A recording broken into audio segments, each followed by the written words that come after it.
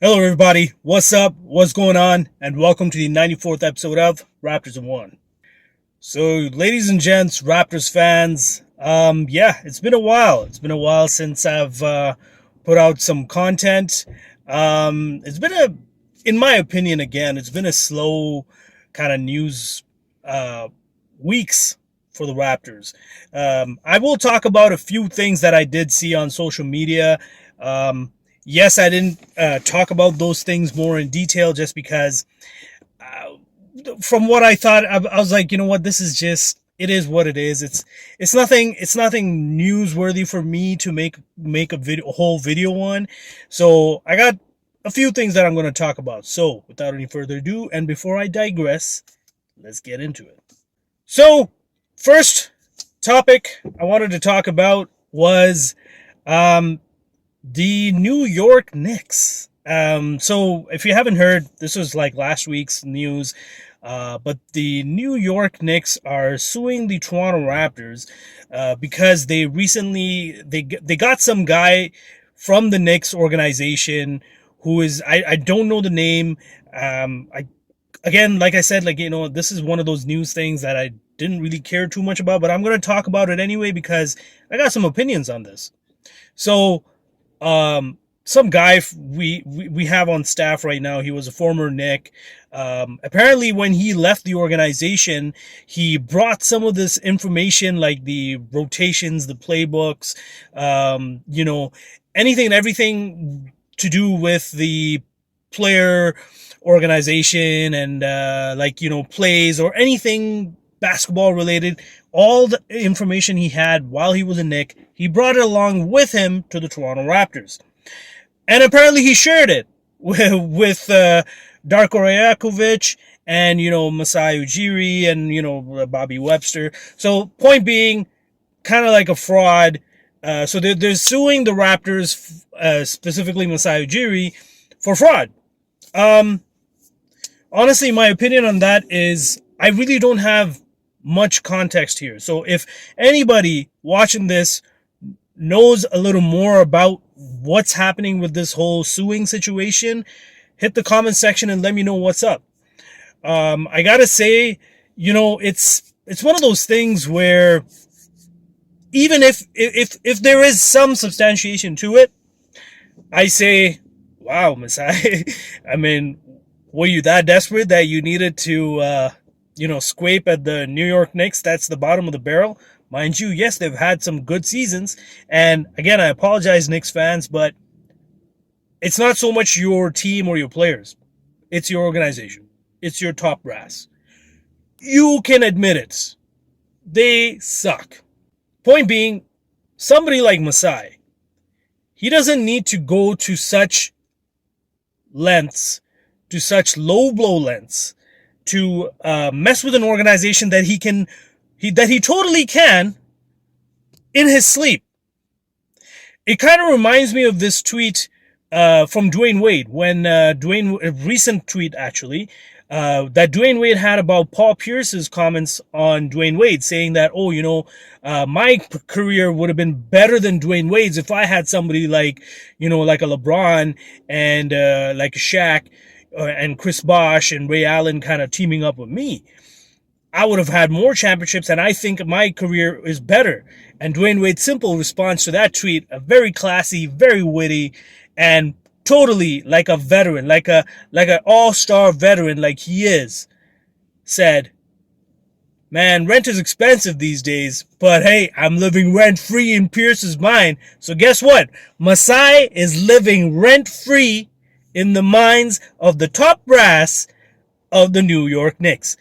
How else do we get into the news?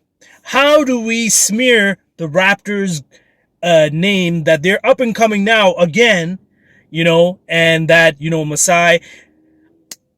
Here's my conspiracy theory behind this. It just hit me right now as I was talking. So it's nothing planned, obviously, but something that just came to my mind. As I'm talking about smearing the Raptors' name, smearing Masai's name, what if the Knicks figured, okay, maybe the Raptors, maybe Masai is close to getting somebody of significance that the Knicks were hoping to get. But then Masai kind of swooped in, you know, did his little suave kind of, hey, no, you don't want to go to the Knicks. You see how the Knicks have been, but you come to the Raptors. We champions. When was the last time they won a championship, you know? So what if he did something like that and then the Knicks were like, well, how do we get back to these guys? Because this guy who they hired from the Knicks organization, I have a feeling, yes, he did take some information, but it wasn't of significance that would alter the results of the entire next season, where the Knicks all of a sudden become like the bottom of the barrel of the, you know, the last record in the league because the Raptors somehow divulged all this information to all the other teams. So I have a feeling that's what happened, and the Knicks are probably trying to get back at the Raptors somehow. You know, maybe if this player is thinking, yeah, you know what, I think I want to go to the Raptors. So if we put them in the news under a negative light, then that player might change their mind and be like, oh, I don't know if I want to be part of this organization. Something to think about. Anyway, conspiracy theories. I love it. Anyway, the next thing that I want to talk about is Giannis Antetokounmpo. So this one, like, I don't want to get my hopes up. And Raptors fans, please, let's not get our hopes up here. But hope is all we got, man. Oh, can you think of the possibilities? But you also have to think of the kind of, you know, the return that the Milwaukee Bucks may ask for. It's going to be monumental. I mean, if you ask for Giannis's services, if you thought that the asking price for Damian Lillard was high, if you thought that the asking price or the contract amount for Jaylen Brown was high, wait till Giannis says, hey, you know what? I want to go. I want to get traded. Think about that. Oh, so what can the Raptors do if this was to happen? Man, the Raptors would have to give a king's ransom for just for one player, just for Giannis's services. Now, here's the thing. I'm not knocking Giannis. He's definitely, like, to be honest, in my opinion, the only thing that's going to take Giannis to that superstar tier is consistency on the 3-point from the range, as well as a little better defense, tad bit better. He is good defense, but not that superstar level defense. And I think, you know, of course, free throws too. Can't forget free throws. So I think, you know, just think about it. To get Giannis on, if I was the Milwaukee Bucks or your top brass, I'm saying, okay, I want like 3 first-round picks at least. I want combination of Pascal's got to be on board 100%. Although then they would be running into the risk of, oh, can we re-sign Pascal at the end of the season? And probably not. So they might just say, okay, if that's the case, then we want OG, we want Scotty, we want Trent, and, well, you have your 3 first rounders anyway. Yeah, man, like, at the very least, that's the only thing I can think of right now from the top of my head. Although, if the Bucks organization want to roll the dice and say, well, you know, I think we could do another, like a kind of like a option B, where we ask for Pascal and OG and Scotty and 3 first rounds. And of course, you know, Masai, he's no chump. He's not going to be like, oh, well, you know, I want Giannis so bad. No, man.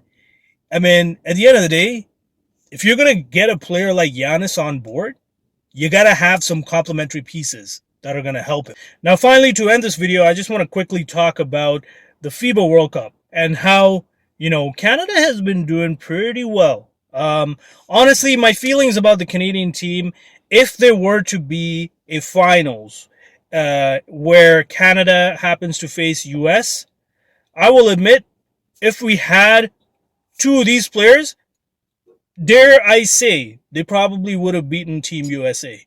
And these two players that I'm talking about, Jamal Murray and Andrew Wiggins. More so Jamal Murray. If we had Jamal Murray, I think we would have beaten Team USA. That's how confident I'm about the Canadian national team. But alas, I get it. No knock on Jamal. Like, he's got to worry about his health, longevity. I get it. And another thing that I was really impressed with, that I had seen some highlights of, former Raptor Rondae Hollis Jefferson playing for the Jordanian national team in the FIBA World Cup. Now, yes, Team USA did murder the Jordan national team, but apart from that, like, he has been emulating none other than Black Mamba, may he rest in peace, Kobe Bryant. Okay, so much so he's shaved his head off. He's got the armband going. He's got the number 24. So, and his play style, if you got to check out his highlights if you haven't, Raptors fans and ladies and gents, he is really hooping like Kobe. And only one thought came to my mind. You can guess. I was like, yo, Rondae, where was this when you was in the Raptors? When we needed it the most? Where was this Black Mamba? We needed him the most then. Oh. But I get it. Like, and I think if he played like how he did in FIBA, he definitely would have cracked the starting. Easy. I mean, come on. Who wouldn't want somebody who plays like the Black Mamba in their starting five?